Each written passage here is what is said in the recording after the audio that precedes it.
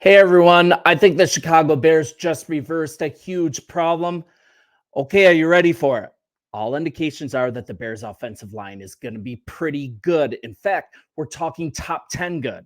Let that sink in. Hello, are you still there? You haven't clicked out of this story? Great. So let's get going. This is Sports Talk Bears. We have a pretty fun, positive family here. We're pushing towards 10,000 subscribers. So if you love it, hit the button and join us. So let's get started. Although I'm not going to have blinders on right, I'm not going to think that this line is going to be perfect, but I've been talking about this for a bit now. And now several sources are starting to see it the same way, that this traditional weakness of the Bears over the years that we can remember, it very well might be a strength. PFF, Pro Football Focus, they looked at all the film for last year's games and based an assessment not on opinion, but on actual on-field production. And they have the Bears ranked 11th best ahead of both Green Bay and the Minnesota Vikings. PFN, another significant source, they have our line ranked as the 10th best, but last in the NFC North. So this is a 10-spot increase in rankings over last year at this time. So let's talk about this. What gives? Is this for real? And I'm going to go to the story on bearsdigest.com. You guys check out this source. It is a fantastic story. And let's go to the first thing. PFF's Zoltan Buddy, he credits a great deal of this rating to this. The Bears' offensive line, as it got healthy, was one of the top units in the NFL toward the second half of the 2023 season. Key phrase, as it got healthy. A main problem last year, and you guys know this, when an injury happened, they had to shift someone out of position to start in a different place. Versatility and depth, frankly, absolutely awful. But GM Ryan Poles, I think he's fixed this. Competition at center, drafting Amagaje as a huge man. He's a large human, but he's a versatile piece who can play guard or tackle, and he will do so gladly. Signing versatile pieces as well that can play all across the line. And Bates, Shelton, Curhan, Matt Pryor, he's a nice add. No splash signings, but collectively, versatile pieces that can play meaningful snaps in the event of an injury, and the starters can continue in their allotted positions to continue gelling as a unit. And this is way huger, way bigger than most even realize. ESPN's Aaron Schatz, he brought to light something else about the Bears line. Even the offensive line is better than you think, he wrote. It was fifth in pass block win rate and second in run block win rate last season. So let's look at that. The fifth ranking for pass block win rate. That's surprising. The run blocking isn't surprising. We knew about that, but individually, the Bears' offensive line might surprise as well. And it's not about how many sacks they gave up. We'll get into that, and it's a for real stat. But more and more, this pass block win rate, it's a better measurement of line performance, and the Bears ranking as fifth is absolutely eye-opening. And second, why were they one of the top units? They actually got healthy and started operating in the intended way when the players were actually put together to form the line. Actually, they had the ability to finally play together, and you saw the results. There's also Justin Fields. He had an effect here. We can call it the Justin Fields effect, coupled with a ton of line injuries. This is also a line that blocked the run insanely well for 2 years. So let's look at what actually happened here. I mean, I'm a big fan of Fields. I was pounding the table for him all this time before he got traded. But now that the smoke is cleared, let's look at it objectively. Fields scrambled. He held the ball at times. At times, he took sacks, period. He also seemed gun shy. He wasn't pulling the trigger with wide open receivers. I mean, we all saw that. And true, the game plan from Getsy wasn't great, but the possible Fields factor, that has a place in this line assessment. Let's table it. Water under the bridge, right? I wish him the absolute best in Pittsburgh. I'm still a huge fan. I absolutely hope he balls out. But instead, let's talk through the injuries that we had. So how bad have injuries been? In 2 seasons, 18 switches to the starting line. 18 switches in 2 seasons. I mean, think about that. That's like every other game. And let's look at how the season started. Braxton Jones at the most crucial position, left tackle, out 6 games with a neck injury. Tevin Jenkins, arguably the Bears' best lineman, he's Pro Bowl caliber when healthy, 4 games with a leg injury. Nate Davis, he's been a punching bag lately, right? He was out 2 games early, another 4 later in the season with an ankle injury, plus the devastating death of his mother. Still condolences to you, brother. We should support him in that. We should be praying for him. That is a really difficult thing. He had a disappointing 2023 season, right? But he's starting to gain support as a player who could have a bigger 2024 season. He's been getting trashed a ton, but as fans, we should want him to succeed and also have a broader vision that last year it doesn't dictate who he is as a player. And PFF agrees. They labeled Davis as the Bears' top bounce back candidate this year. And they cited the nagging ankle injury for his down season primarily. And man, and also, I mean, there's a lot of talk. Do we drop Davis? Do we trade him? Do we try to do some type of convoluted thing to get Connor Williams in at center? I mean, all these things are things that we can do and pieces that we can move. You can also argue that, frankly, Tevin Jenkins needs a bounce over to where Davis was because he was really showing out towards the end of the season.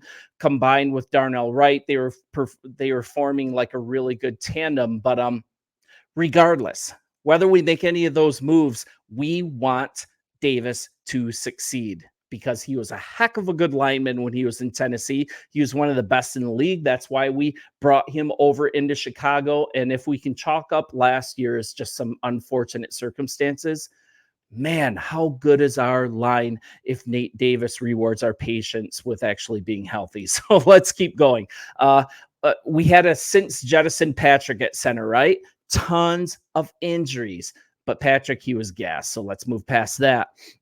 Buddy continued to write that center Ryan Bates is expected to complete this unit and bring it to the next level. I mean, I agree. Plus, there's competition with Coleman Shelton entering the mix. We even saw Darnell Wright playing with an arm sling for a while. You can't predict injuries, but you can prepare for them. And that's exactly what GM Ryan Poles has done without sending the Bears into cap purgatory. He's used wisdom in this. And we have a pretty nice tackle duo in Braxton Jones and first rounder Darnell Wright. Like, that's absolutely recognized and something we should celebrate, something we should be encouraged by.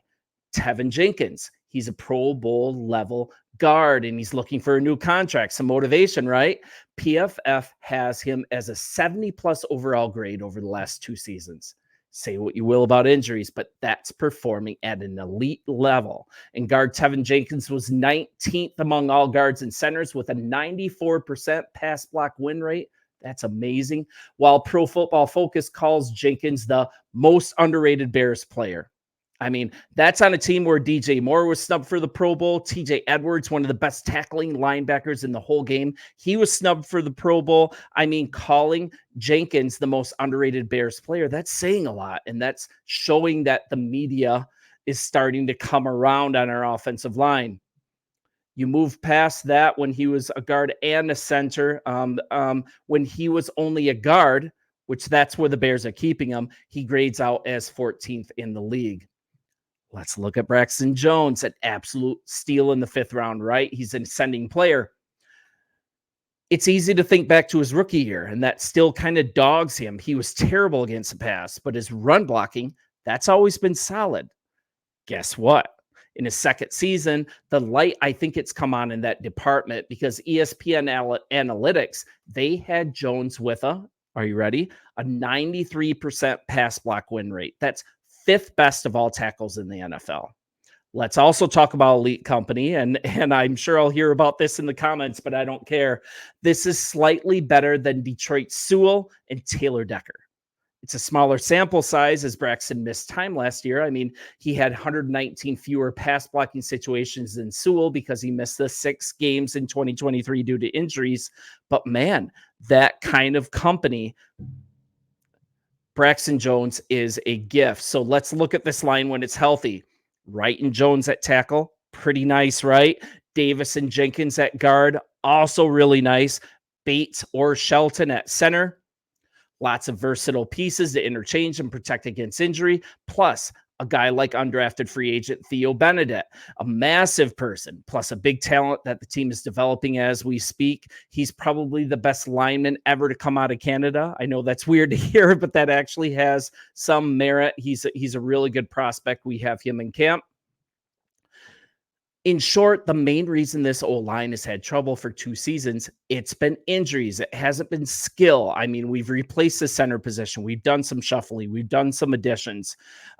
It just prevented the same group from getting on the field together for extended periods of time. Also, this unsettled center position, which I think we at least have gotten into competency, like Bates and Shelton. Shelton held it down for the Rams really well last year.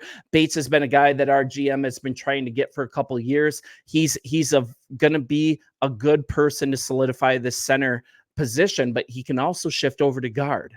We can also make a shift with Tevin Jenkins if that's what the coach wants us to do. And if Nate Davis isn't healthy, we have the horses to plug it into these spots where we've been having injuries without really losing a lot because these guys are so versatile. I mean, it is something to be excited about.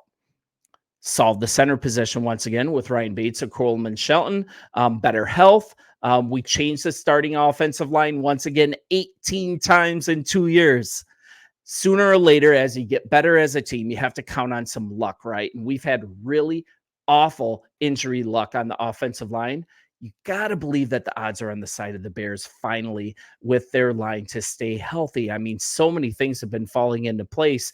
And in order to ascend as a team, you need a little bit of luck. You can't predict injuries, but I think with what's been done in free agency, no big splashes to ruin our cap situation. We've got versatile pieces that can play up and down the line in every single position. We've got the center position solved at least momentarily. I mean, I wouldn't mind kicking the tires on Connor Williams to see if his health is really the real thing. Man, there's still some things that are going to be done. I think we're either going to add somebody like Connor Williams in free agency in camp, or we're going to add a right end somewhere in camp, most likely Ugba. A lot of ties have been going towards him recently, but I try not to deal in rumors. I like to deal in hard news. So you guys let me know what you think. I think this part of the team that's been a weakness for so long, it's going to end up being one of our strengths, and I am here for it. You guys bear down. It's so good to be a Chicago Bear fan, and I'm here for it. See ya.